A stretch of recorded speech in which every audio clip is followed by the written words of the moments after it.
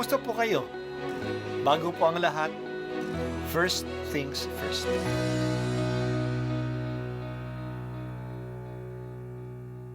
Good morning po.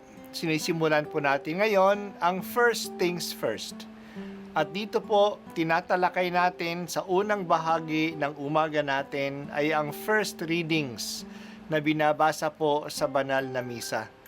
Ito pong tinatalakay natin kasi madalas po kasi marami na tayong alam tungkol sa gospel readings.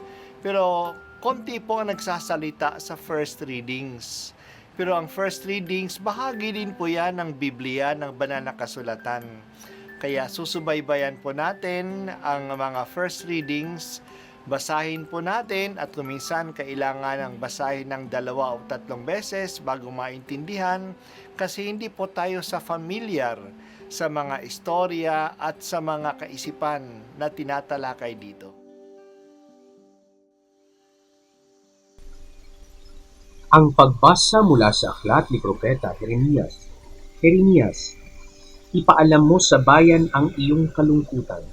Sabihin mo, araw-gabi hindi na ako titigil ng pag-iyak, sapagkat malalim ang sugat ng aking bayan. Sila'y malubhang nasaktan. Pag lumabas ako ng parang, nakikita ko ang mga nasawi sa digmaan. Pag ako'y pumunta sa bayan, naroon naman ang mga taong namamatay ng gutom. Patuloy sa paggala ang mga propeta at mga saserdote. Subalit hindi nila alam kung ano ang kanilang ginagawa. Panginoon, lubusan mo na bang itinakwil ang Huda?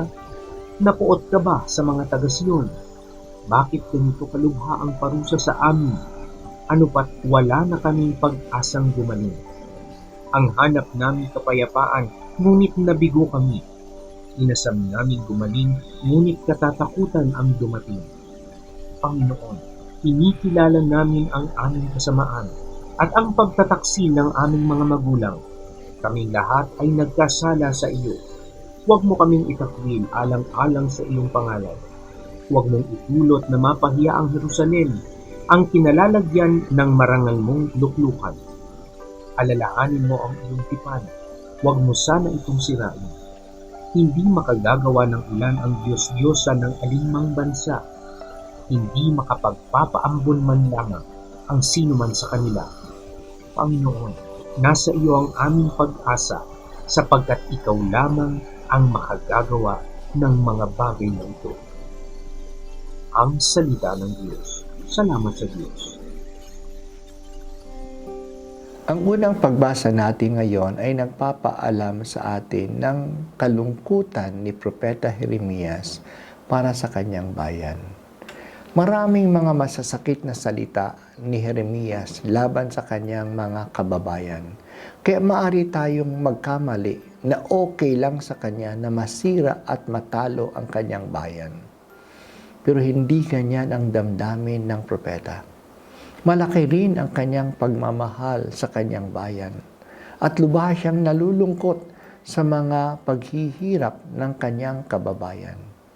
Umiiyak siya dahil sa kalagayan ng kanyang bayan. Noong ang Jerusalem ay kinukubkob, pinapalibutan na ng mga Babylonians.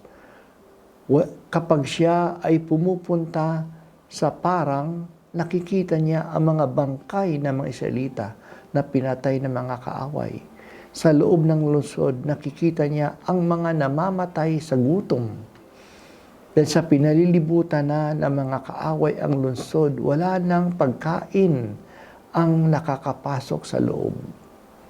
Ang mga parit, mga propeta na dapat magpalakas ang loob ng iba, sila rin ay litong-lito na. Hindi na nila alam ang gagawin nila.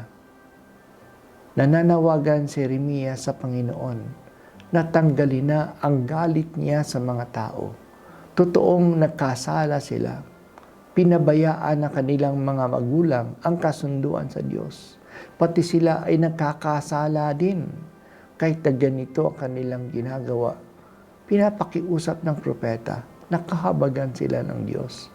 At huwag niyang itakwil ang kanyang kasunduan sa kanila na aalagaan sila. Wala namang ibang Diyos na makapagpapadala ng ulan ni ng hamog man lang sa lupa. Si Yahweh lang ang makakagawa nito kasi siya lang ang tunay na Diyos. Nawalan ng karapatan ang Israel na manawagan sa Diyos kasi sila ay nagkasala at patuloy na nagkakasala. Kaya si Propeta Jeremias ay nakiusap na lang sa Diyos para sa kanila. Si Yahweh lang kasi ang makakatulong sa kanila kasi siya lang naman talaga ang tunay na Diyos. Makikita natin dito ang papel na ginagampanan ng propeta. Siya ay namamagitan sa tao at sa Diyos. Siya ang nagdadala ng pahayag na galing sa Diyos. Pinapagalitan niya ang kanyang kababayan dahil sa kanilang kataksilan sa Diyos. Mabibigat na salita ang kanyang binibitiwan sa pag-asa na makikinig ang mga tao sa kanya.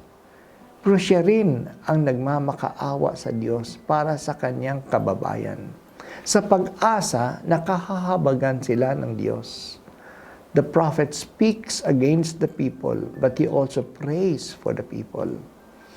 Tayo rin ay magsalita ng maliwanag laban sa mga kasamaan na nangyayari ngayon sa bayan. Huwag tayo magwalang kibo sa mga ito. Tayo rin ay magdasal ng taimtim sa Diyos para sa bayan. Humingi tayo ng tawad sa pagkakasala natin at ng ating mga kababayan laban sa Diyos.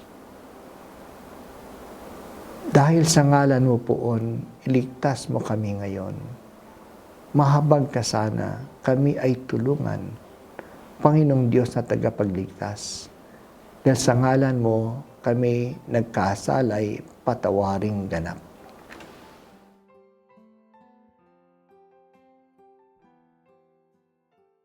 At ako po ay si Bishop Broderick Pabilio dito sa First Things First.